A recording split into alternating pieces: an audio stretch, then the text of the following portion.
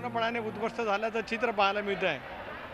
इतक्या मोठ्या प्रमाणावरती make in India, make in महाराष्ट्राच्या घोषणा केल्याच्या नंतर सुद्धा ना आर्थिक पाहणी अहवालात किंवा अर्थसंकल्पामध्ये विशेष महत्त्वाचा प्रकल्प गेल्या 2.5 वर्षामध्ये आला आहे आणि काही हजार कोटीची गुंतवणूक त्या ठिकाणी झाली आहे, असं दुर्दैवाने चित्र त्या ठिकाणी पाहायला मिळालं नाही। म्हणून अत्यंत निराशाजनक असा हा अर्थसंकल्प, उद्याच्या महाराष्ट्राची जराही न काळजी घेणारा हा अर्थसंकल्प असं त्याचं वर्णन करता येईल। 4511 कोटींची महसुली तूट सरकार गोळाबारीत करणार कसं ते म्हणतात की ज्या पद्धतीने जीएसटी आणणार आहोत समसमान वाटा मिळेल, पूर्ण त्यांनी चित्र मांडले। एक तर ही महसुली तूट राज्याची आर्थिक शिस्त पूर्णपणाने या विद्यमान सरकारने बिघडवल्याचं चित्र पाहायला मिळतं आहे। जीएसटीच्या माध्यमातून आर्थिक तूट या सरकारला कधीच भरून काढता येणार नाही।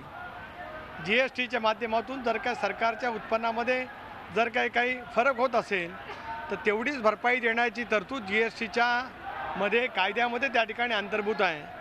कारण या जीएसटीचा कायदा ज्या वेळेला झाला त्यावेळेला मी राज्याचा अर्थमंत्री होतो, त्यावेळेला ज्या राज्याच्या उत्पन्नामध्ये फरक होईल जीएसटी आणल्यामुळे, सेवा व वस्तू कर प्रणाली आणल्यामुळे त्या ठिकाणी भरपाई देण्याचं प्रावधान त्याच्यामध्ये आहे। इतकी महसुली तूट दर अधिवेशनामध्ये मागणल्या जाणाऱ्या पुरवण्या मागण्या आणि 40% खर्च न केलेलं सरकार, असं एक विदारक अर्थचित्र आज महाराष्ट्रामध्ये पाहायला मिळतं। झी 24 तास रहा एक पाऊल पुढे।